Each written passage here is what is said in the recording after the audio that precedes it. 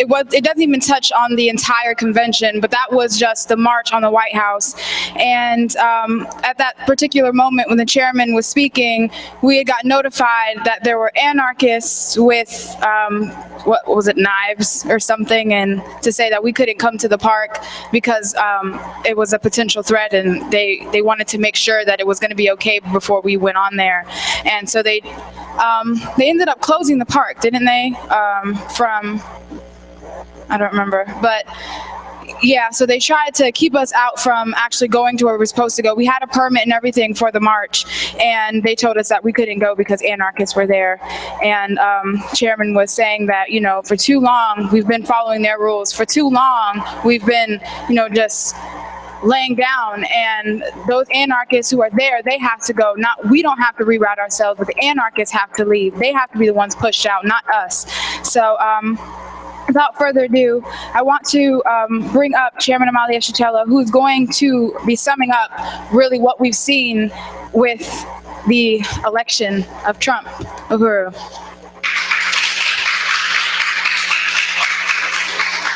Uhuru. First of all, just want to express appreciation for those of you who came out and for those of you who are watching this live stream. This is an important day. In fact, Wednesday was an extremely traumatic day for a lot of people who expected to be protected from the boogeyman of Donald Trump by Hillary Clinton. And when Trump won the election, we saw hysteria almost spread out throughout this country. There have been thousands of people demonstrating for the last few days against Trump. People are going, not my president, not my president. And so there's a lot of opposition there.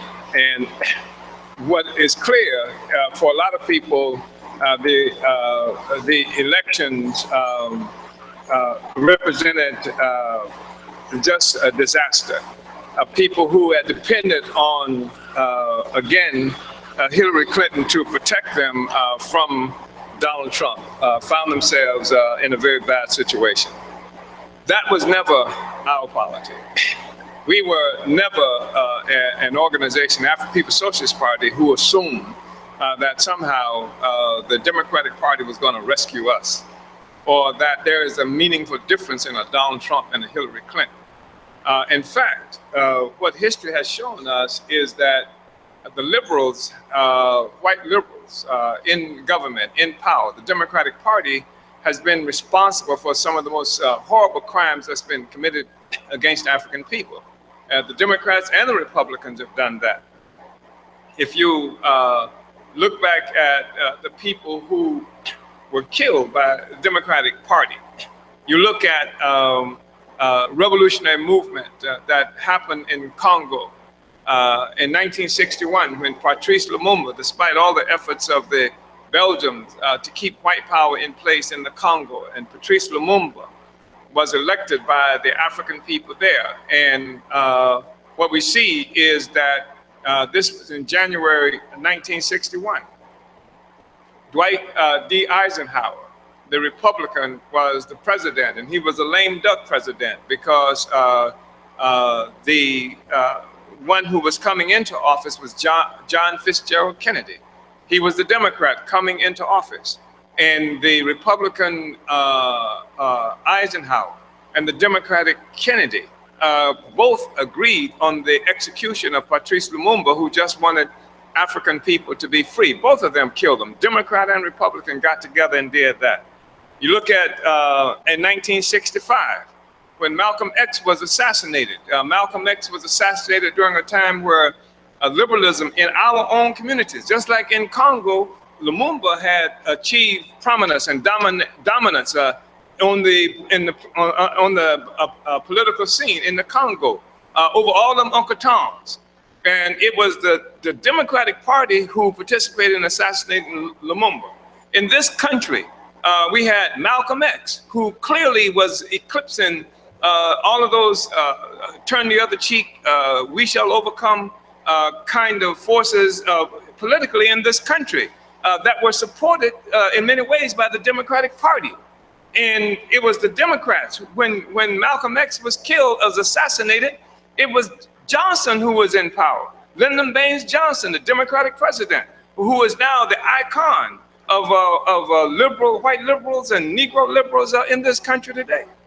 When Martin Luther King was killed in 1968, Johnson, the Democrat, was in power when that happened. In 1967, in 1966, when Kwame Nkrumah, who tried to unite Africa and African people around the world, was overthrown, Johnson, the Democrat, was in power and overthrew him. In 1967, when Che Guevara was wounded in Bolivia and is tracked down by the CIA and was murdered after he was captured, Johnson was the president. So the point is, this whole nonsense about how the Republicans are going to treat us better, the reality is that there is not a dime's worth of difference between either of them, except this: the Democratic Party seems to play a more pronounced role when African people and other oppressed people had achieved a revolutionary movement, and the Democratic Party, the liberals, wanted a liberal program as opposed to a revolutionary program, and they have overthrown our leaders and they have killed those who stood for revolution and overturning the relationship we have with white power. And so that's what Hillary Clinton stood in front of. She stood in front of the development of a revolutionary movement. That's what Barack Hussein Obama was about. Give the Negroes a black face, and then we can tolerate imperialism. So that's what that's about. So all of this stuff about how Hillary Clinton, the loss of Hillary Clinton, that Trump is not our president. Hell, Hillary was not your president either. She was not going to be your president. I'm talking about Hillary Clinton. I'm talking about the person who was partner in crime with William Jefferson Clinton, her husband. I'm talking about the person who participated with the so-called Clinton Foundation that took billions of dollars of money from people around the world who tried to contribute to African people in Haiti after that earthquake killed so many of our people. The Clinton Foundation took billions of dollars of that. Then you look up and you find that the Clinton Foundation used money to pay for Chelsea Clinton's wedding. Here you are, people starving and dying in Haiti, and the foundation is paying for Chelsea Clinton's wedding. In addition to that, the foundation paid 10 years living expenses for Chelsea Clinton and black people eating grass in Haiti, though all of these resources were supposed to go to us. So you're talking about Hillary? You're talking about Hillary who participated in the invasion of Africa, the attack on Libya, which is in North Africa, who laughed at the assassination, the lynching of Gaddafi in Libya, and Hillary is supposed to be your friend? And so she wasn't your president any more than Trump is your president. Neither of them is your president, and the problem is that we don't even have our own, and Obama wasn't your president either.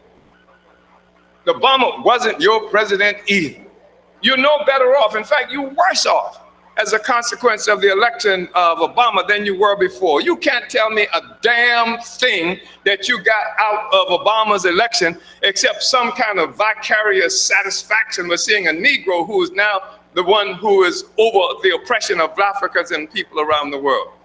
So that's the main point, that we're not Democrats, we're not Republicans. I remember the quote by Malcolm X, and I'm saying Malcolm X because I want to distinguish Malcolm X from anybody else who out there who call themselves Muslims or any damn thing else. Malcolm X, you can't remember anything that any of these other Negroes who are out there supposed to be talking about, but Malcolm X told us, he said, I'm not a Democrat, I'm not a Republican.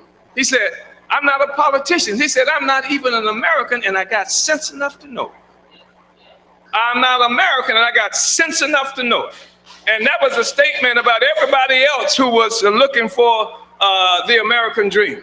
And they killed Malcolm precisely because of that kind of politic, and precisely because that was the kind of politic that was gaining traction in this country. And what you see is with the assassination of Lumumba, you see them put Uncle Toms in power in Congo. Overthrowing Nkrumah, you see them put Uncle Toms, that we call them in Ghana. In every instance when they have committed these offenses against us, it's been to replace genuine revolutionary leadership with these old Uncle Tom sellouts. And you're looking at people who got their careers as a consequence of important leaders. I mean, Martin Luther King, I wasn't a King follower, but King at least was about struggle. And there's nowhere in hell that King would have been alive today that he wouldn't have been marching against Barack Hussein Obama.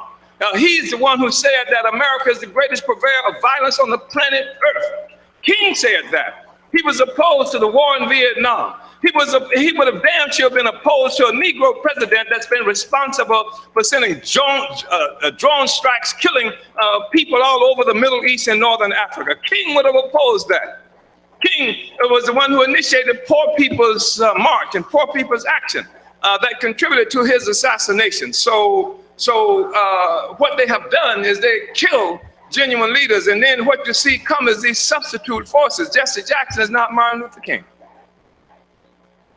And this other guy, Al Sharpton, is not Martin Luther King, and Louis Farrakhan is not Malcolm X. And I have to say that because you have these substitutes, and you haven't heard any of them come out against imperialism, any of them come out for revolution. And so they kill revolutionaries and they put this other stuff out in front of the masses, give you access to that as opposed to revolution. That's what liberals have contributed to. The liberals, the Democrats. So the Democrats have never been your friend. I want to say this briefly. Africans suffered slavery in this country under all the white people, all the political parties. And they're developed in this country is something that was called the Radical Republicans. The Republican Party came to be recognized as the organization that was for so-called emancipation of the end of slavery. And there were an assortment of reasons for people wanting to end slavery. And there were economic reasons primarily. And there were a few religious people who felt like it was immoral and stuff like that, but basically it was economics that was at play. And so this war happened in this country that they referred to as the Civil War. And at the end of the Civil War, you have the Emancipation Proclamation, where Mr. Lincoln said that the Negroes were now free. And as a consequence of that, African people now joined the Democratic Party, the Republican Party, because Lincoln was a Republican. And so everybody's joined the party of emancipation. That's where Africans were locked into this relationship. And this was a problem for white power generally, not just the Southern aristocracy. It was a problem all across the board because emancipation was a problem. It wasn't just a problem for Southern plantation owners, it was a problem for the Northern industrialists as well, bankers as well, because the big concern was that if black people were not forced to work, what the hell was going to happen to the economy? Did you know that? That was a huge debate. What was going to happen to the economy, so much of which depended on the labor of African people. So that was a real question of African people being free, and then African people having the right to vote was a real question all across the board, not just in the South. In fact, there was a rebellion uprising in New York City. In New York City, the white people wanted to secede from the Union rather than participate in the so-called Civil War that was people have now associated with ending slavery. And that was the reality at the time. So Africans would join the Republican Party. And when we joined the Republican Party, there was initiated this thing they call a Reconstruction. And the Reconstruction Act was only secondarily about African people. It was something that would establish the conditions under which the white people who had succeeded from the Union could come back into the Union. And so the Reconstruction era, for the first time, you saw African people who thought we were in power. Gibbs High School was named for an African who during the Reconstruction period was over the educational system in this country, or at least in the state of Florida.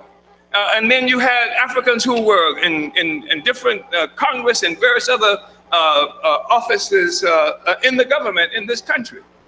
And at the same time, this was true, there was also a lot of brutality, violence, terrorism being visited against the African people.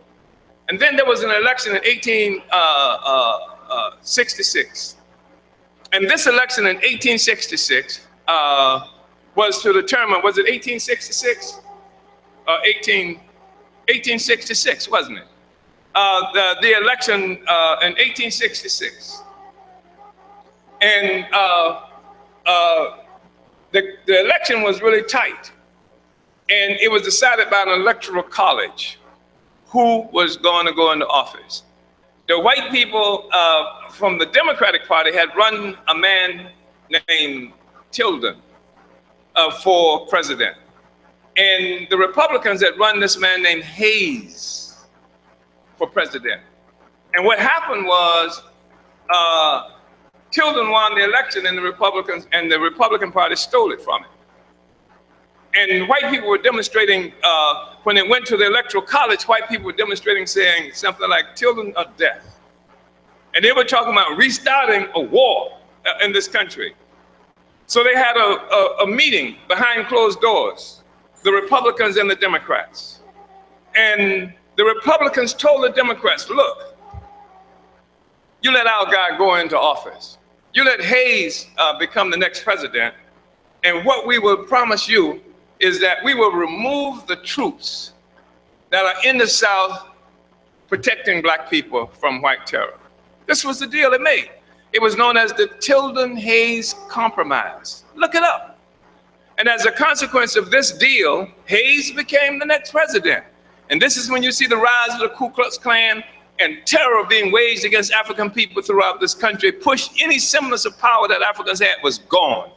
You see, among other things, you see the initiation of convict leasing that would force African people to rebuild the South as convicts who are now the property no longer of the white people who owned us before, but now we become property of the state. And so the whole South was rebuilt with slave labor. This was worse than slavery, because at least when the white man owned us individually, he had a stake in protecting his own investment. The longer you live and work for him, then the more he was able to make from it. But now we're not his property, we're the property of the state. And the saying was, if one dies, get another one. So they didn't care, they didn't lose nothing by niggas dying. In fact, the most horrible circumstances and conditions were imposed on us to work for free. I mean, this is where you find the whole laws against possession of weapons by felonies. If you ability to vote, if you are a felon or not, you can't vote. This was part of what went into making sure that African people had no rights at all in this country. And this went on from 1866 to something like 1965. When the Civil Rights Bill was passed in this country, or the Voting Rights Act was passed in this country, that took federal troops and federal affairs back into the United States, ostensibly to protect Africans, to give us the right to vote. That's the history of this relationship that we're talking about. And so we thought we were free when we were with the Republicans. And they double-crossed us. And then in 1966, when the Democratic Party, 64, had their convention in Atlantic City, New Jersey, where this was during a time where notorious violence was being committed against black people trying to vote, trying to register. Churches were being bombed, children killed, people watching televised sessions of water hoses and electric prods being used against black people just trying to join the damn Democratic Party. This was under the Democratic Party that this stuff was going on.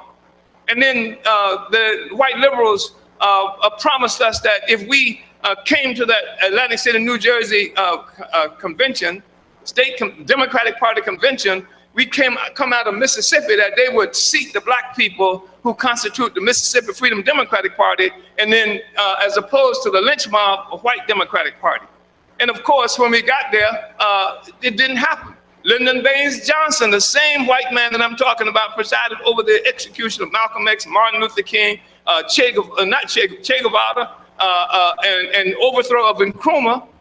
He fixed it so that the world would not even be able to see Fannie Lou Hamer when she stood there and when she sat there and talked about the cruelty that's been imposed on black people by the Democratic Party in the South. So they double-crossed us again. And that's when we left the Democratic Convention in Atlantic City and then went into places like Lowndes County, Alabama. That's when we organized the Lowndes County Freedom Organization that came to be known as the Black Panther Party, because it used the symbol of the Black Panther. And that's when you saw a movement developing where we were no longer relying on the Democratic Party, but fighting for our own power as a people. That's when you started to see the real Black Panther Party. I'm talking about under the leadership of Huey P. Newton emerge in Oakland, California. That's when we had Black Panther right here on 22nd Street with the office, the SNCC office that marched 50 years ago to the City Hall and snatched that mural off. This was the militant blacks who were talking about fighting against colonialism, who wanted to be free and who had walked away from the Democratic Party and walked away from American imperialism altogether.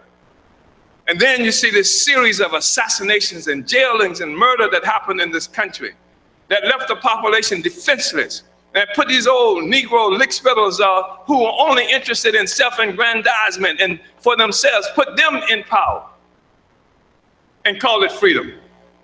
So this is part of that whole history that we're looking at. And the thing that got Obama elected was the assassination of Malcolm X, was the destruction of the Black Panther Party, was the weakening of the African liberation movement in this country, because there's no way in hell Obama could have been elected otherwise, because if Malcolm had been alive, if Martin Luther King had been alive, if the Black Panther Party had been alive, if there were others who were with us in Jomo and the African People's Socialist Party at the time, Obama would have had to say something about black people. And he said something about black people, then those white people never would have brought him in there. Never would have brought him in there. And in the murder of black people, that's what I'm talking about. What you see is the relationship that white liberalism has to the ascendancy of neo-colonialism, of puppets in our own communities, and the destruction of revolutionary movements. So say what you want to say about Trump. What Trump and what the others have done for you is arm you. They let you know that you're going to have to fight your way out of here. It's the liberals who you got in bed with, who poisoned you in your sleep, who stabbed you in your back, who double-crossed you and then put these other Uncle Toms in place to make you feel like you're still on the same train you were on when you were riding with Malcolm X and when you were riding with Martin Luther King and when you were riding with the revolution. But that's not the way it is. And so we were faced with this situation. Now, here's this phenomenon that's called Donald Trump. Where the hell does Trump come from? And I can tell you where Trump comes from. He comes from a crisis of this rotten social system. What you got to remember is even though Trump won this election, 100 million people who had the ability to vote didn't vote. You understand what I just said? 100 million people who had the ability to vote did not vote.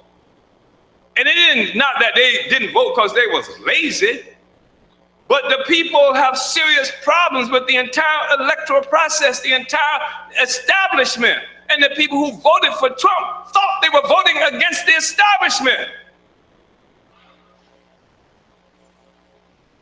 And so you have a whole political economy and a political order that comes from slavery and colonialism.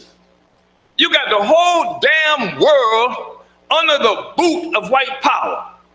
This is how white people feed their children and build their schools and clinics and everything else around the world, because white power has their boot on the necks of people whose oil that they steal, whose uranium that they steal, whose gold that they steal, whose resources that they can rip off for almost nothing.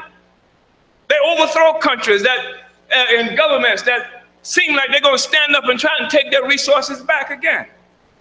And now what has happened is that this struggle of the oppressed peoples has reached such a depth and intensity that the crisis is there, economic crisis everywhere.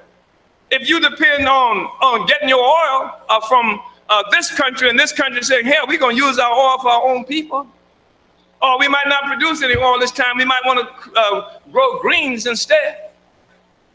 If you accustomed to being able to dominate the whole world because you got these puppets in place and the puppets are being pushed out of place and the people are trying to take back what belongs to them, then your economy is going to go to hell. This is part of the crisis of imperialism because the capitalists cannot rely anymore on the cheap labor, on the cheap resources that they've been stealing from the rest of the peoples around the world. That's why Obama is using drones to kill all these people around the world. That's why there's permanent warfare going on, because they can't have it the same old way. And what that means is if they can't get what they used to get, then the white people are suffering, at least suffering compared to how they were living before. They're living in a state of anxiety. They have been taught from birth, before birth, that the white people dominate everything. That anything that white power wants, it's supposed to get. And yet they look up and people are now thumbing their nose at white America. People are saying, Uncle Sam, go to hell. Uncle Sam can't tell Korea what to do, can't tell Iran what to do, couldn't tell Venezuela what to do, and more people around the world. And that is unnerving to white people who've assumed that we're supposed to dominate everything, and yet you got all these brown people and black people, and et cetera, telling us to go to hell. You got a situation where people's retirement funds, where do you think the retirement funds come from? It comes from so-called investments. What are they investing in? Much of what they're investing in is so-called commodities. What are the commodities? Oil, gold, and other kinds of resources all around the world. That's what they're investing in. So your retirement fund is based on the ability of the United States to continue to take the oil, take the gold, take the resources from other people around the world. And when people start fighting to take it back, then that means that your retirement fund is up for grabs. And so you got a whole bunch of old white people who lost their retirement funds, for real, a whole bunch of people. That's what you see in these checkout lines and in the supermarkets and stuff like that. They had to go back to work like everybody else around the world. You got all these young white people who expected a certain kind of education and student loans and et cetera. And now what's happening is they're losing all of that because it's not accessible to them because people are taking back their resources. So they want change. And not only do they want change, what is happening is the political leaders who try to explain what's going on, they lie to them, they trick them all the time. They double cross them, they leave them out of the political life. And so you got all these white people who are contemptuous of the electoral process. You got white people running around in camouflage in the bushes and stuff like that, doing target practice, who assume that the reason we catching hell is because the niggas are getting everything, or the Mexicans coming across the border, and they're the ones who are taking this and that. And they're able to think that because the so-called white left, these people who call themselves communists and revolutionaries, they don't even work with the white people. They come to my community trying to run our business, trying to make sure that we don't make a revolution to overturn the whole damn system. And so they leave those white people who elected Trump, the white working class. That's who the revolutionaries said supposed to make the revolution to overturn the social system. But their white working class are not following communists and leftists. They're following a damn billionaire. They're following a billionaire. And so that's what we're looking at. And so in our party, we've been concerned about this issue for a long time. We've been fighting to actually complete the Black Revolution of the 1960s. That was a revolutionary movement that shook not only America, but shook the whole ruling class establishment around the world to its foundation. The Black Revolution of the 60s is what produced Patrice Lumumba. It's what produced Kwame Nkrumah. It's what produced the outcome of the Cuban Revolution. It's what produced the Vietnam Revolution. It's what produced Che Guevara. It's what produced the Black Panther Party. It's what produced Jomo. That was the revolutionary movement that they had to get rid of. That's the movement, darling. That's my darling daughter sitting up here in the front. And she suffered so much because her daddy was always in jail and never able to spend time with her. And my babies used to say how much they hated Black power. because Black Power was always snatching their daddy up, it seemed, and putting them in jail and stuff like that. But that wasn't Black Power, that was white power. That was white power that made it necessary for us to fight for Black Power. But children don't understand that. They just know their daddy ain't there. You know what I'm saying? Like other daddies might be there. But that was the history that we're talking about. And so the party, the African People's Socialist Party, we're looking for a revolutionary solution. We don't give a damn if a Republican or a Democrat. And so part of what we did, over the years, we've done a lot of things. We are one of the only formations that not only survived, but have been working for more than 50 years now. Our movement is more than, the party itself is 44 years old. I snatched the mural down in what was it? Somebody say when it was, 66, 50 years ago. But even before that, we were doing a struggle in this city and in this country to fight for freedom. And so what you have, some people just celebrated the 50th anniversary of the Black Panther Party. They went to Oakland, California to do that. And these are people who think like history is dead, but history ain't damn dead, because even after the assassination of the Black Panther Party, Huey P. Newton, who they hold up as the great leader of the Black Panther Party, gave his last speech at the Uhuru House in Oakland, California. And the only reason he was able to do that because the revolution didn't die with the destruction of the Black Panther Party. In fact, Huey himself said at that meeting in 87. December 1987, 87, he said that they may have destroyed the Black Panther Party, but you got the Uhuru movement. They may have destroyed the Black Panther newspaper, but you got the burning spear. So they haven't done anything by crushing one organization. That's what Huey said on our platform. And the reason he was able to say it, because that platform was there, because the revolution continued even after the destruction of the Black Panther Party, and the lessons learned about the revolution continue to be made. So a lot of people going back and they think that they can go to the 60s and make a revolution, but the 60s have passed. They're over. People are having anniversaries celebrating the 60s. We're saying that we built off the 60s to be where we are today. A revolutionary movement, the most unlikely phenomenon that you can imagine after the mayhem and murder that this government committed against revolutionary forces around the world. And so, because we are here, it was possible for us. Some people say that Tupac was the great revolutionary, the Machiavelli and what have you. But Tupac, why did Tupac rehearse? He rehearsed at the Uhuru House in Oakland, California, because the revolution was still alive. It was not dead. It was we who built the movement to free Desi Woods when they said the revolution, and we organized thousands of people around the world in solidarity with that movement. It was we who organized the first tribunal for reparations for Black people in the world. We did that in Brooklyn, New York. So this revolution has never been dead. We've always been here, even though the imperialists have always tried to put somebody forward as a revolutionary leadership. And so we continue to try to solve the problems of the revolution. What has been the problem of the revolution? Disorganization, ideological confusion, demoralization by the people, and you have the situation where a whole bunch of our leaders now join hands with the Democratic Party, and they've told us that the electoral process is the only legitimate way through which you can achieve power. Isn't that incredible? Malcolm X didn't say that's the only way you can achieve power. He said, try the ballot or the bullet. He said, the ballot or the bullet. He didn't say hands up, don't shoot. He said the ballot or the bullet. And that was where we were at that time. And we had a movement in 1966, 50 years ago. We weren't running around saying Black Lives Matter. 50 years ago in 1966, the Student Nonviolent Coordinating Committee came out with a statement of what? Black power, not Black Lives Matter, hands up, don't shoot. Black power, that's what we were talking about. That's what we are rebuilding. We've been struggling to complete the Black Revolution of the 1960s because the revolutionary movement was defeated.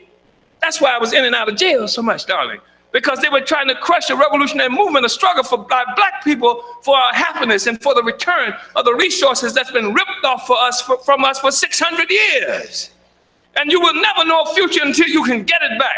Let anybody tell you that something is wrong for struggling for your resources. You have to have your material resources to build a life for yourself so that your children can have a future.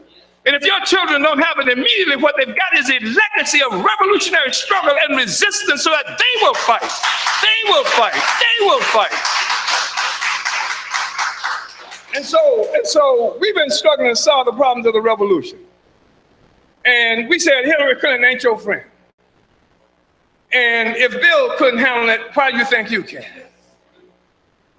So what part of what we did was almost 8 years ago, with the selection of Barack Hussein Obama, one of the biggest political sleights of hand that's ever occurred, with the selection of Barack Hussein Obama.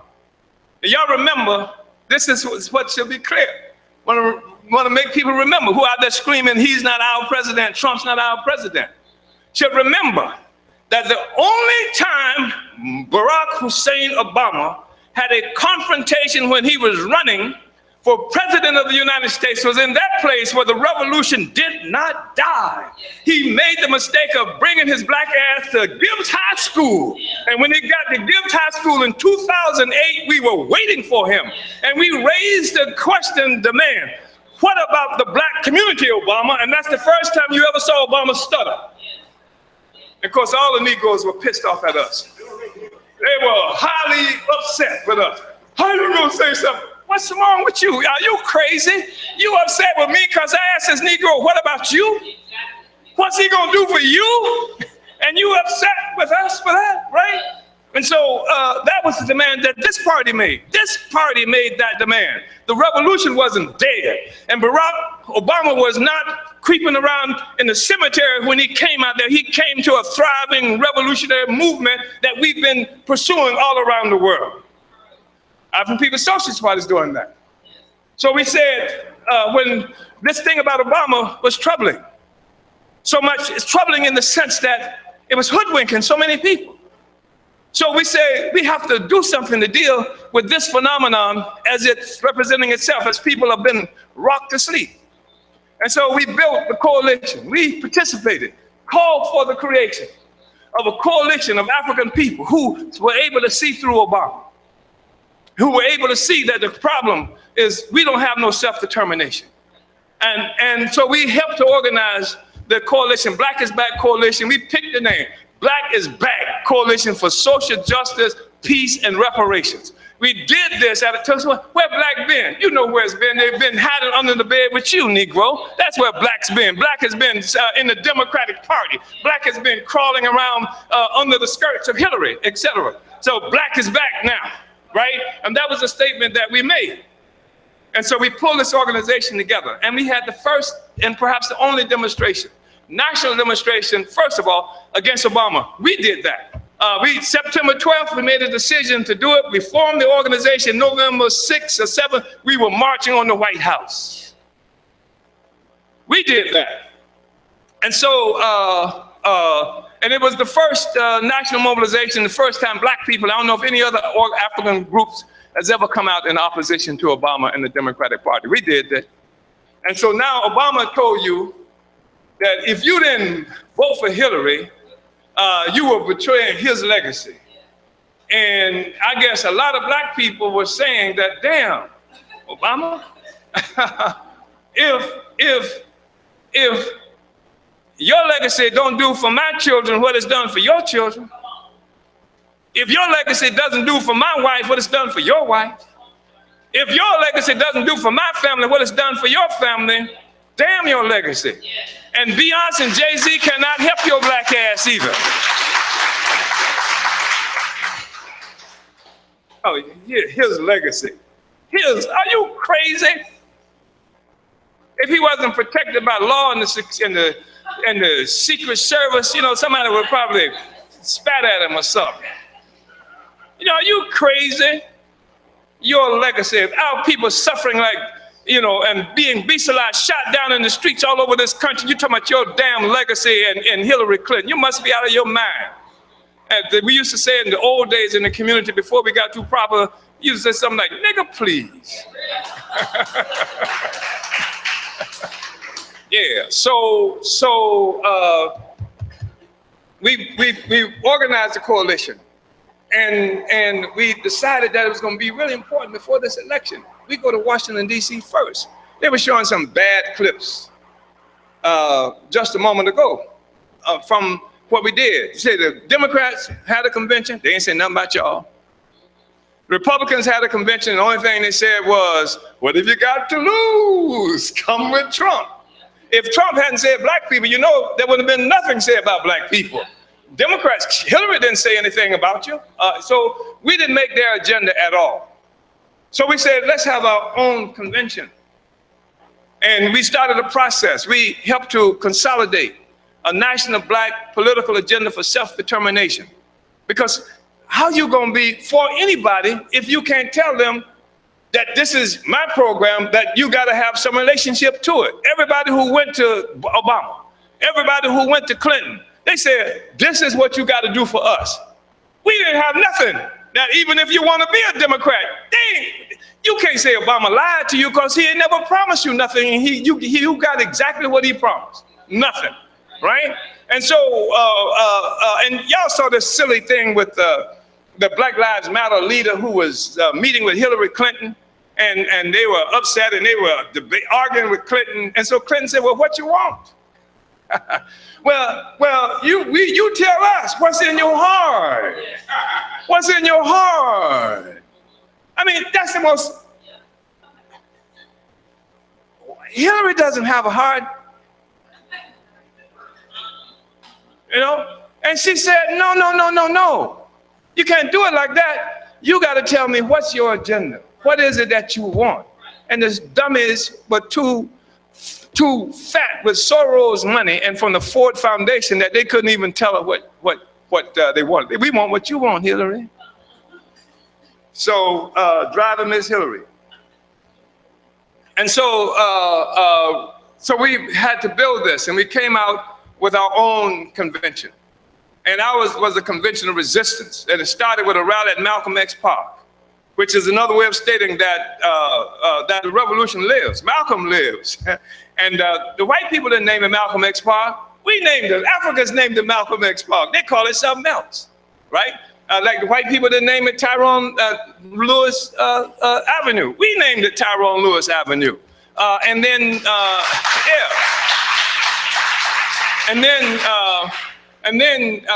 we had all of these wonderful women, these sisters of parents and widows of people who've been murdered by the police and what have you. That was the power. I mean, these sisters stood up and spoke, and they were able to speak on this platform. You didn't have some hustler like Attorney Crump, I think is his name, Crump, something like that, who tell them that you got to say that we love the police and all police are not bad, and et cetera, et cetera. These women spoke to their interests as working class women who had lost their family members to murder and who's experienced the chaos and pain that our community suffers on a regular basis. You know, they spoke for themselves. And we had this incredible rally, and then we marched on the White House. And that was not the best depiction of it that you just saw in terms of the little clips, et cetera. But it was a powerful march on the White House.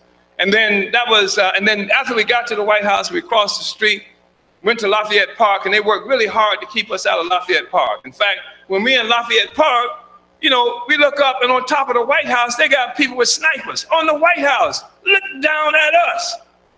You know, so we are the threat to them. And we are a bigger threat than they can ever imagine. And a sniper on the top of the building will not resolve that issue. And then on Sunday, the next day, we had this incredible second day of the convention where there was unanimous solidarity, unity, embrace of the 19 points of the National Black Political Agenda for Self-Determination. That was an incredible event. And now, if we hadn't done that, there would have been nothing that was done to address this crisis that African people felt like they were experiencing with this election. And now, on Wednesday, the day after the election, Trump is now the president. And everybody who has depended on being protected by Hillary Clinton is in bad trouble. And there are a lot of Africans who are out there who are demoralized. People who supported Clinton and people who didn't support Clinton, didn't vote at all. What are we going to do? What's up now? And so I tell you what's up now. On January 14th, we're going back to Washington, D.C. That's the weekend before Trump's inauguration. We call on African people from everywhere to be in Washington, D.C. We're going back with our Revolutionary National Democratic Program in the form of the National Political Agenda for Self-Determination. And so that's what's up now. In fact, I'm looking at about $110 for everybody here, because we plan to take a 56-seat bus to Washington, D.C., and we want to start taking names of everybody who plans to go, because that's going to be important mobilization for us. So everybody should take out your checkbook, and if you're like me, you have to depend on cash, but should take it out. We're talking about $110. That's what it looks like now. And we should start saving if you don't have it now, because I'm going to pay for that bus within the next 2 weeks. That's my objective. Because we got something else that's going to be happening in January, and I want this bus thing out of the way for us. So anyway, that's kind of where we are. And I took more than the half hour that was extended to me for this presentation. But we don't have to be afraid. Our problem was not Donald Trump. Our problem is relying on somebody else for our security. I use the analogy of being a hitchhiker. And that's what you are when you rely on the Democrats or the Green Party or anything else. You're a hitchhiker. And when you're a hitchhiker, you end up having to go only as far as the driver of the car wants to go, and only where the driver of the car wants to go. And if they're not going where you want to go, you're just in trouble. So we don't believe in hitchhike politics. That we believe that we have to get our own vehicle. And that's what we are constructing right now. And even if it's a raggedy vehicle, even if it's a vehicle with bad tires and busted radiator and what have you, even if it takes us a long time, you're in much better shape messing with that and patching it up along the way to get where you want to go. At least you're in control of where the hell it is you want to go. You don't have to be a hitchhiker. So that's the message that I would have to you, that we're not afraid. And we are mobilizing African people with our own platform, our own agenda, and that agenda demands reparations. That agenda demands the immediate withdrawal of the police department from our communities and black community control of the police.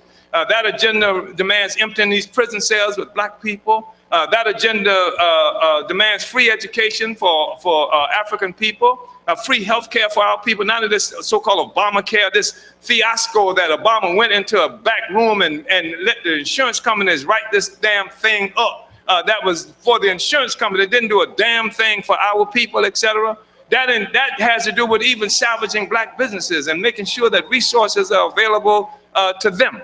That agenda says nationalize the damn banks. That agenda says our responsibility as Africans to uphold and empower, contribute to the empowerment of African women, black women. That says something about protecting and growing the black family that has been traumatized and in trouble since slavery, when we start being kidnapped and separating from each other, etc. And now we pay this horrible price in these systems where our children are put in foster homes, and now suddenly African women have to learn child parenting. We took care of black women took care of white babies for I don't know how damn long, and now we have to learn, white people have to teach us how to do parenting. It's just the most ridiculous, obscene, oppressive, insulting kind of situation we are confronted with, and we got our own damn agenda, and we're going to Washington, D.C., and I want us to be 1,000 strong, and at least 56 people on a bus should be leaving here. And I want that bus paid for in 2 weeks, so that's what we're looking for, and I thank you so much. Uhuru.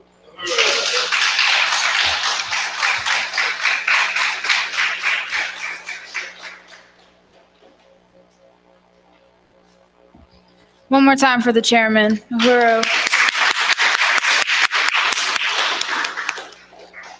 And like the chairman said, we are not afraid. We're not afraid of Trump. We weren't fearful when he was even presented to be, we weren't putting the interests of African people in the hands of Hillary or Trump. We weren't afraid when they announced his name as the president, because we have been getting organized and we have been under this revolution organization for over 40 plus years. And the only way for you not to be afraid is to hop out of their damn car and get into your own. And the only way for you not to be afraid is to join the revolutionary organization that is moving forward. And we're leaving all of these people who are crying for Hillary behind unless you get in our car with us and go where we're going. And we're saying Black power. And the only way that happens is if you join revolutionary organization. The only way these 19 points become a reality is if you join revolutionary organization and put this and adopt this as your own agenda, and not weep and be afraid of what Trump is proposing. Because if you realize the things that Trump has said about African people and the things that white people are now all of a sudden doing has always happened to African people. We were being murdered when Obama was president, and we'll continuously be murdered when Trump is president. Trump will not change that status quo. Trump will not somehow flip the switch on the system that has already existed off of the oppression of African people and other peoples around the world. So this is not something that's just going to be happening. It's something that's already happened. The wall that Trump says that he said he's going to build, the wall already exists. It existed when they stole half of Mexico. So it can't, there's already a wall there in the form of immigration laws. There's already a wall there. Whatever Trump has threatened, it's been done to us and worse over. So what do African people have to lose? Well, you have everything to lose if you don't join the revolution, if you don't join InPDUM. And if you want to join today, you need to join today. You can come see me at this table, but for all our online viewers, go to InPDUM.org and join today, because that is the only way. Revolution is the only solution. Uhuru.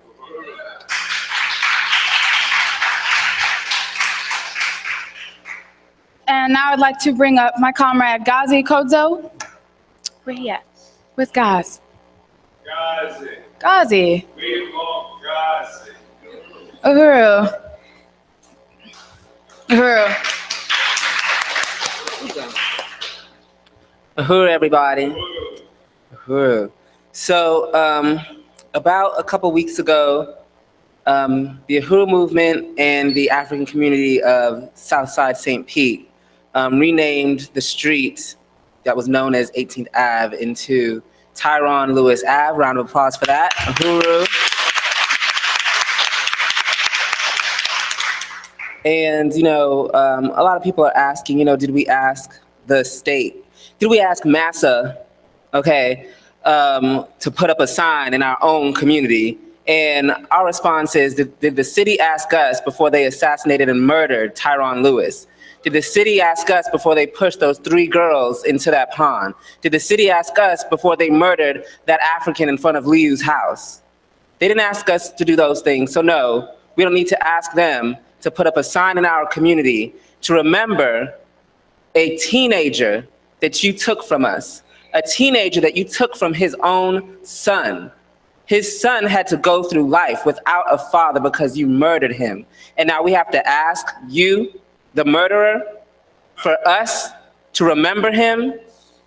No, that's not how that works. Not at all.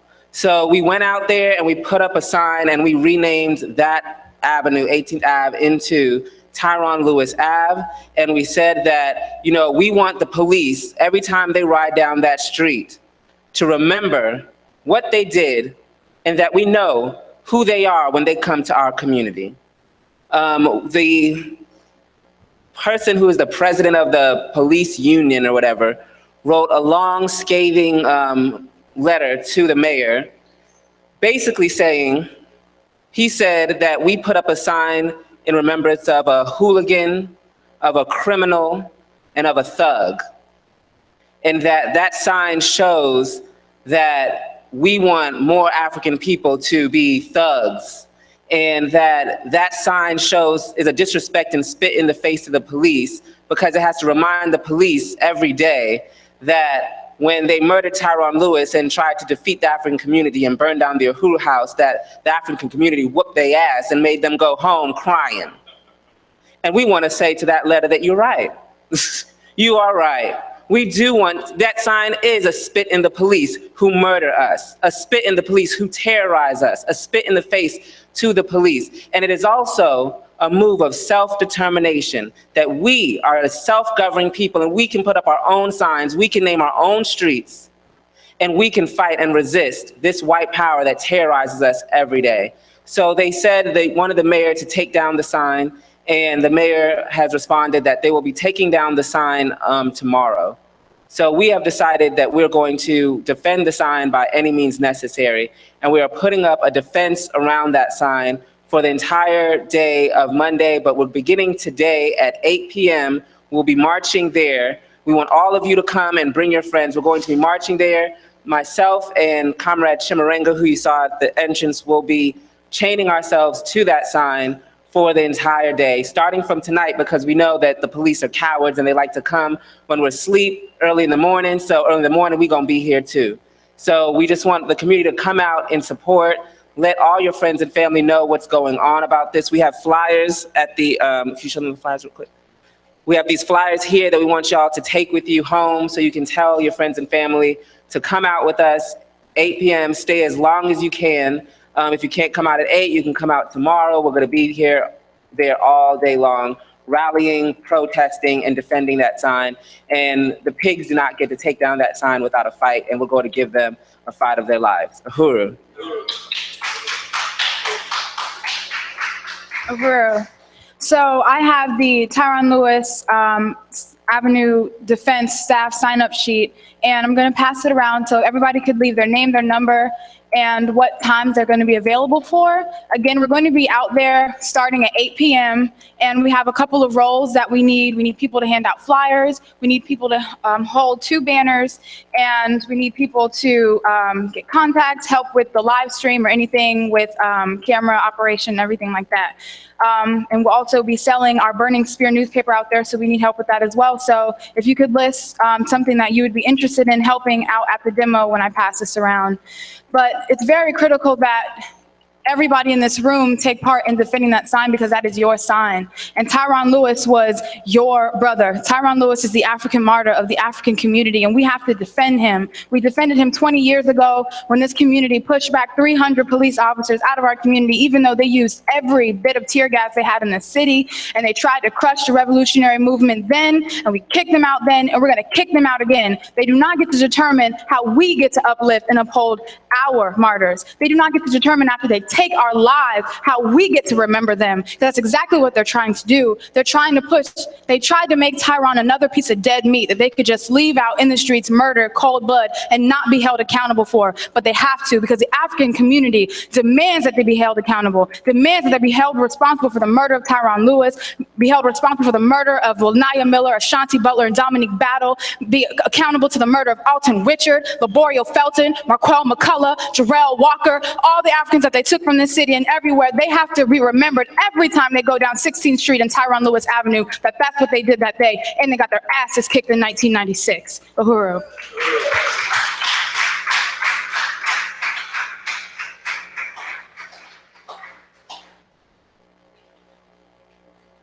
I'm back. Liu, can you go get the basket, please? Uhuru. And with this demonstration, we have to raise resources as a community, because our comrades, Gazi Kozo and Chimarenga Salimba, will be chaining themselves to that sign. And we understand that as civil disobedience. We understand that as the police are coming, and it could result in an arrest. And at the end of the day, any interaction that we come in with the state, with the police, is putting our lives on the line. And so we are preparing to be able to support and defend our comrades who are taken into police custody. So we are trying to raise $500 for legal expenses. We're trying to raise $500 for another sign to be erected, because when and if they take that sign down, we're going to put another one right back up. We're going to keep doing it over and over and over again, because they're not going to silence us. They're not going to determine how we uphold our African martyrs. They can't do it. So we're going to put another sign there. So we need the community to help support. So we're trying to raise $500 tonight. And also for online, this is for you too. You can go donate to InPDUM.org and put Tyron Lewis Ave as a little tagline to say that these are what the resources are going to. And I'm going to go ahead and pass around the basket. But does anybody want to just give out $500 today, right now? No? Not today? Not 500? How about 100? 100.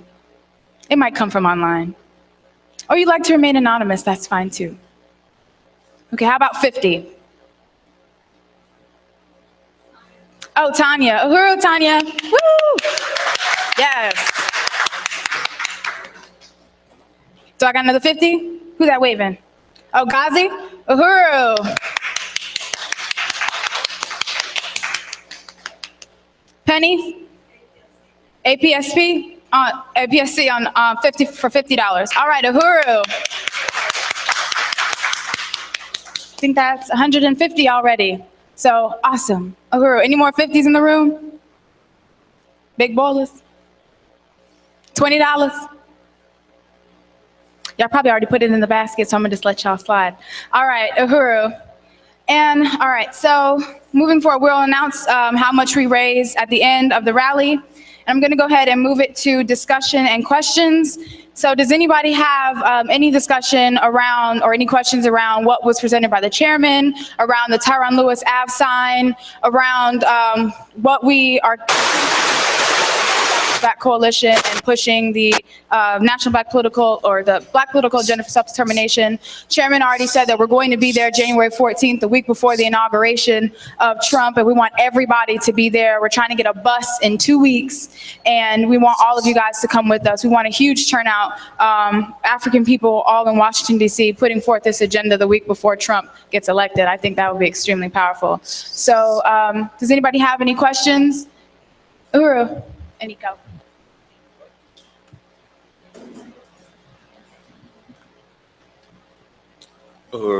So I understand that Hillary won the popular vote in the election, but Trump won the electoral.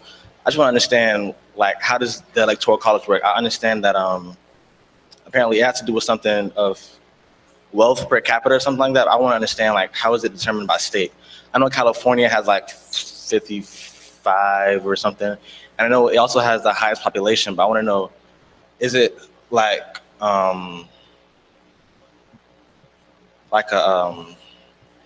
a wealth thing, something like that? I don't know. Okay, good. Yeah, the Electoral College was something that was created by the so-called founders of this system. And it was created to make sure, this was white people, make sure that the masses do not have power. It was to make sure that whoever came to power would have been selected by the rulers of this country. So college is comprised of the population in a particular state, and the number of people in the Senate and the Congress comes up to help decide how many electorates there are for the Electoral College. And the Electoral College are that's the people who pick who will pick, like the president. And so these people from the Electoral College, usually politicians or people who represent white power with some authority, influence, etc. These are the electorates. And so you have a popular vote, but to make sure that who the ruling class wants to be in power gets in power, what really decided is not the popular vote, but what this electorate, this group of people that's been chosen by the rulers, what they say, that's how it works.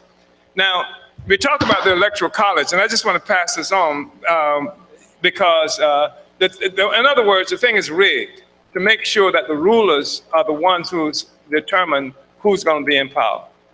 And what happened with the Trump phenomenon is that he created an overwhelming situation. So if a particular state votes a certain way, then the electorate still are the ones who will decide who who is chosen. And what Trump did was he went around the establishment and went directed to white people, the white, ordinary white people, the so-called white working class, the uneducated white people. And in an overwhelming situation, those states went for Trump. And you heard white people who were saying that if they take it from Trump, there's going to be revolution in this country. And there was a real sense of foreboding because Trump was saying that he might not accept the outcome of the election if he didn't win. So that put them all in a real bad situation because now they have to go against what the majority, what all these white people who voted for, and all these states where he won, they have to go against them in order to take it from Trump. And that would have been a serious problem because the country is split and divided in a way that it's been a long time since we've seen anything like this, the divisions in the country. The white women did not vote for Hillary Clinton. Majority of white women voted for Trump. I'm telling you, all you feminist sisters and stuff like that who think sisterhood is all that, them white women said they was going with white people and they voted for Trump. And the white workers voted for Trump. And so that put them in a real bad situation. Plus, you had a situation going into the election where the majority of the people said that they were opposed to both Trump and Clinton. So they both were polling negatives, and more than 100 million people didn't vote. So the country is divided, split. And if they had taken it from Trump, there's no telling what the outcome would have been. So yeah, Clinton did get the popular vote. As I say, more people voted for her. I think it's, what was it, 40-something 0.5 and Trump 40-something points. Hers was 40-something 0.6 and his point, it was something like a tenth or so of a percentage point difference in the popular vote that they got, if I remember correctly. I don't know if that was helpful at all. If it wasn't, it's because it's confusing. It really is confusing. And the objective of that was to make sure that the rulers decided who was going to be in power, regardless of what the popular vote is. And in this city, they have a thing where, as you know, they gave Negroes what's supposed to be Negro districts in the city of St. Petersburg, right? The city council races. So there are these seats that are supposed to be Negro seats, where the majority of the people are Africans. And so this is the way the white power to make pretense that they are letting you share power. But the fact is that during the primary, the only people who can vote are the people in that district. But during the general election, after the top two, whoever the top two were in this so-called nonpartisan election, one could have 60% and the other could have, 40%, but, or even less. The top two are the ones who go into the general election. In the general election, all the people vote. What that means is no matter what decision you think you made in your community by voting for the Negro that you like, in the final analysis, the white people are going to choose who is going to be represented on that city council. Do you see what I'm saying? Because the majority of the people are white. And so they give this sleight of hand. They pretend democracy, but the reality is that it's a white nationalist setup. It's rigged. And so politicians learn early on, even if they're running in a majority African community, they got to say stuff that appease white people. Because if they don't say stuff that appease white people, you should see what they did to Comrade Chimurenga one election. When Chimurenga won, he was leading in all the polls. I mean, and he was running against some insipid person with the intellect of a brick. And they ran so many editorials and negative things against Chimurenga, and the objective was to make sure that this Uncle Tom, this Negro, was the one who went into the general election, because that's the only one that white people were going to vote anyway. So you can win 90% of the vote in your community in the so-called primary in your district. You can win 90% of the vote. If somebody comes in with another 10%, out of a number of folk, the top two are the ones who are going to go in the general election. If the one who got 10% when they ran just in your district is the one that the white people want elected. That's who's going to represent you.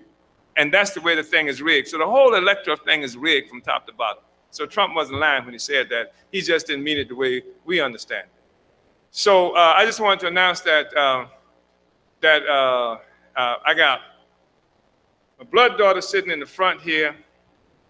I got my goddaughter sitting behind her. Tyrone Lewis' sister, Deanne, just came in, and I just wanted to acknowledge her presence here. Uhuru. Yeah. So, is there anything else? Johnny. Come on up, Johnny. I mean, I ain't running it, but yeah. I know that if there are any preachers in the building, y'all better run. Uhuru, I like to say something to God. God, I'm not correct. When he said it, the man said the brothers are thug and all this here. I know he knew it, but I'm not saying that was correct, because the criminal can name you anything, So we have to remember that right there. But I like to say one thing about the election too. I told my people this here. So all y'all Baptists, you see them white folks put Trumps up there. You vote for Clinton. I said, you can't wake up on that day. You can't see nothing at all. You can't. You vote for a Hillary, which that don't mean nothing. And they vote for Donald Trump. So the man is straightforward, tell you what it's about.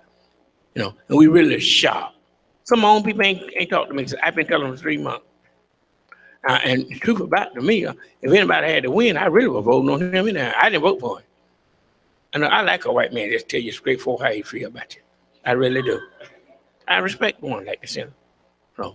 So them church-going so-called slave-teaching Christians are. I'm gonna leave that alone. I'll go too far. But I want to say something about that too.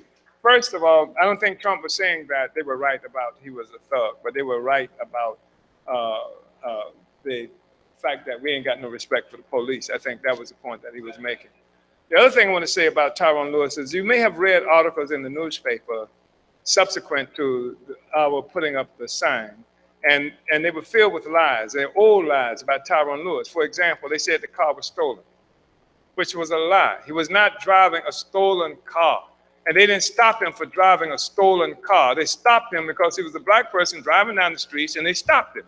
So they weren't like they were looking for a stolen car. So that was an absolute lie. There was a woman who had loaned Tyrone Lewis the car for whatever reasons, but it wasn't a stolen car. And I just wanted to say, make that clear. And that was an absolute lie. There was another point, but I'll just work with that one. Is there anything else before we, guys? Yeah, yes, sir. Come on up, guys. You can approach the pulpit. This ain't one of these kind of joints. So, ever since Trump won, all these African Negro celebrities have come out, like Oprah Winfrey, Dave Chappelle, even Snoop Dogg, saying that we need to and what's his name with the morning show, Steve Harvey, saying that we need to give Trump a chance, and hopefully by us giving him a chance that he'll give us a chance. Even Barack Obama said, to give him a chance. And what does that look like, black people giving Trump a chance? Black people ain't giving Trump shit.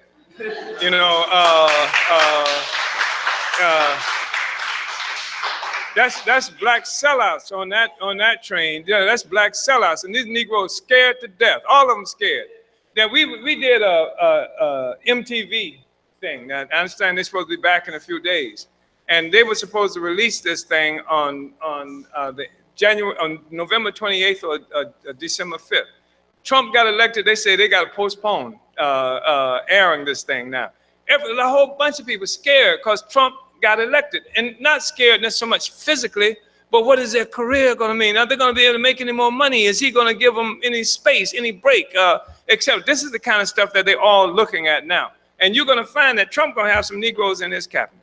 He's going to have some Negroes working for him who will be carrying water for him, just like Obama, just like the rest of them did. So don't make any mistake about that. The other thing I want to say is that Trump ain't said most of what they said Trump said about black people. They infer he said something about black people.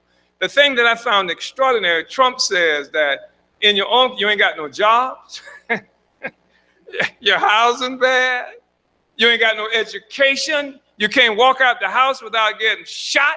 He said, what do you got to lose? Now, instead of somebody saying, that's damn sure true, but the way to solve that is such and such, they say Trump said something bad because he told the truth about our communities. So you got these Negroes out there who saying Trump insulted us because he said we ain't got no jobs. He insulted us because he said our education and schools are bad. He insulted us by doing all this stuff. And so you got all these Negroes who are rushing for Hillary, saying that, look at what he's saying. He's got no respect for black people. All these Negroes, some of whom I know personally, on television. Or if I don't know them, I know their daddy. I know Bakari Sellers' daddy, who was Cleve Sellers, who was a member of the Student Nonviolent Coordinating Committee. He, me, and Stokely Carmichael watched the Muhammad Ali, Joe Frazier fight together in Tallahassee. So I know some of these clowns who are out there, and instead of being able to unite with the fact that African people catching hell, they protesting that Trump said something about it. Like somehow that's an insult. Look at what Trump said about us. Nigga, you ain't got a job, and if Trump wins, you're gonna have to get another job. It's CNN gonna replace you. I mean, this is the reality that we're confronted with. So Trump didn't say much of what they said he said, and they continue to. And they say, I read there was a newspaper, the front page, I think yesterday yesterday was Saturday. Was it Saturday? Yeah, USA Today. They said that the rash of new racist incidents happening since Trump got elected. And so I'm looking at what they're saying. They said somebody wrote "Make America White Again" and put it on something. That's rash of racial incidents, all right. And they said somebody did a swastika next to a Jewish synagogue. Like, okay, there were no insults to black people. They're being gunned down in the streets in this country by under Democratic administrations. And I'm supposed to say that, okay, some white guy wrote something about black people, and that's upsetting me. Now, it's true. What you're going to run into is that white people are going to be in your face like they ain't never been in your face before. Just like black people thought we had something going for us when Obama got elected. My goddaughter sent me a text when Obama was elected. She sent me a text saying something about all white people will report to the cotton fields at 8 o'clock tomorrow morning. You understand? But it didn't work that way. You understand? And so there are a lot of white people they feel like they've been empowered now that Trump is in there. That's their guy, and they're gonna be in your face. I'm telling you, you're gonna run into it in the supermarket. You're gonna run into it in the community. The white people never would have come up to you now. Feel like they're someplace. And after you render them unconscious, you need to get out of there in a hurry because they're gonna put you in jail. You understand? But you're gonna see a lot more of that kind of stuff, I'm sure, for a minute. That'll get straightened out rather quickly. Left hooks will, rectify that, but that's the kind of stuff that you're gonna see. But Trump is an imperialist. And what you're gonna watch who he has in his cabinet. Watch who he who he has as a part of this transition team. These are regular bourgeois politicians who he's got there for the most part. And they got to keep this ship afloat.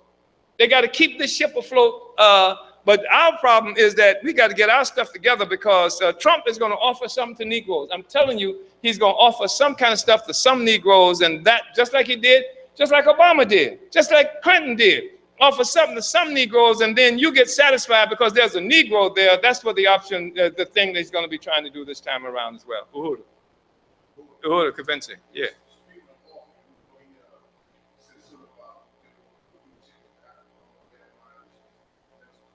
He's giving free tickets to what?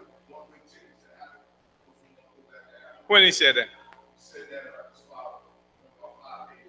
And where you saw that at?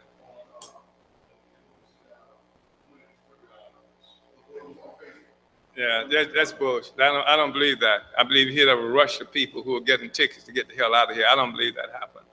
I believe that's one of those false things that you see from time to time on social media. I don't believe that. Yeah. I mean, it wouldn't shock me if it happened, but I don't believe it happened. I think that Trump needs social stability if he can get it. And there are going to be people who are going to join him in trying to stabilize the situation.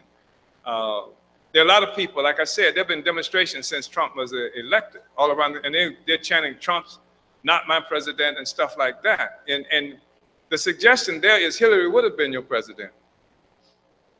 The suggestion is that they're opposed to Trump, but it's not like they have any kind of agenda for black people or for anybody else in the world. It's just opposition to Trump. And that's crazy, you know, because the only option seems to be Hillary, you know, is my person and she didn't get elected. Well, Hillary is the person who we mentioned earlier today. That's the person who, with the Clinton Foundation, collected billions of dollars that was supposed to go to African people in Haiti after the damn earthquake. And that foundation paid for Chelsea Clinton's wedding, didn't pay for your wedding, paid for Chelsea Clinton's wedding, and then gave her 10 years living expenses. Can you imagine that? 10 years living expenses. That ain't the kind of money you make at Taco Bell. That ain't the kind of money that you make doing whatever the hell you do. 10 years living expenses. You know that's at least $1 million a year. You know that, don't you? And Hillary is the one who, as I said, participated in the invasion of Africa, North Africa, Libya, who grinned and chuckled at the assassination of Muammar Gaddafi, who presided over one of the most successful states on the continent of Africa, where people didn't have to pay for housing, didn't have to pay for education, didn't have to pay for health care or anything like that. Now it's in chaos. And the only discussion they're having in this country is a white man who they said was an ambassador who was actually a CIA agent was killed after they overthrew Gaddafi. Yeah, so Hillary ain't our friend, never was. And we gotta learn how to befriend ourselves.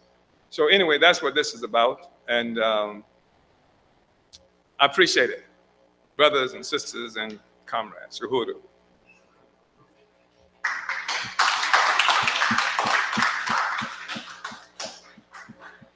All right. And now I want to, anybody have announcements?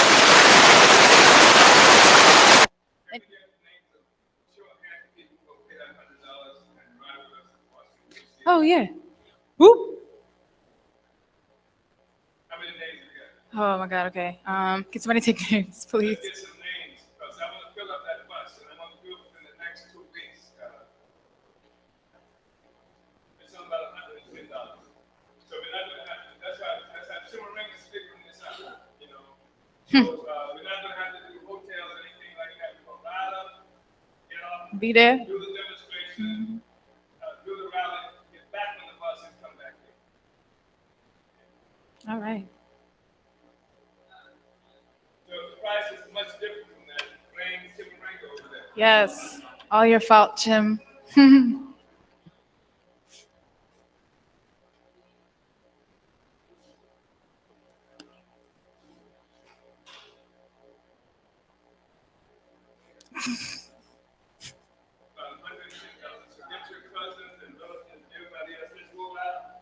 Roll that.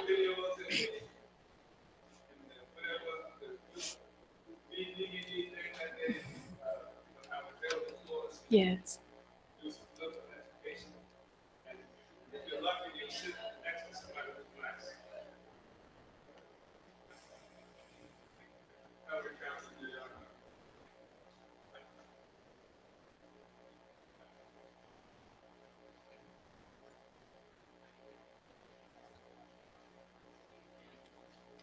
Okay.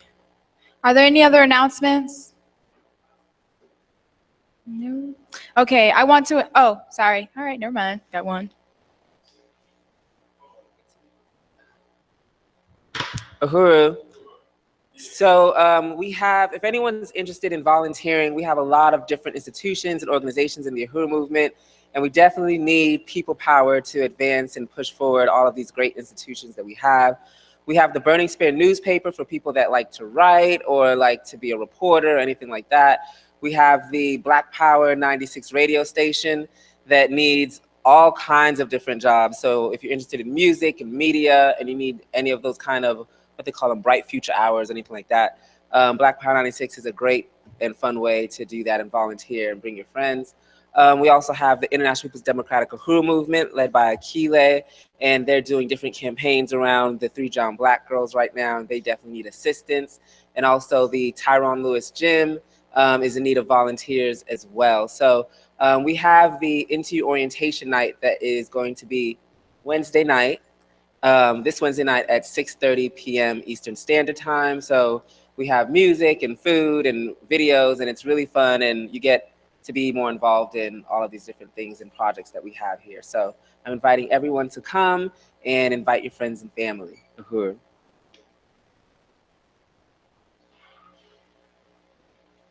Uhuru. I have another announcement, is that we are having the African People's Socialist Party Plenary 2017, and the days are going to be January 7th, January 8th, and January 9th, and it'll be right here in the Aquaba Hall. And this is where all of the members of the African People's Socialist Party come together. So we're gonna have, members from all over, not just the United Snakes of America, but also from Europe and Africa and the Caribbean. And we come together and we are putting revolution back on the agenda and advancing all of the different things that the party leads. The African People's Socialist Party is the leading party in this movement. So we have, I'm a visual person.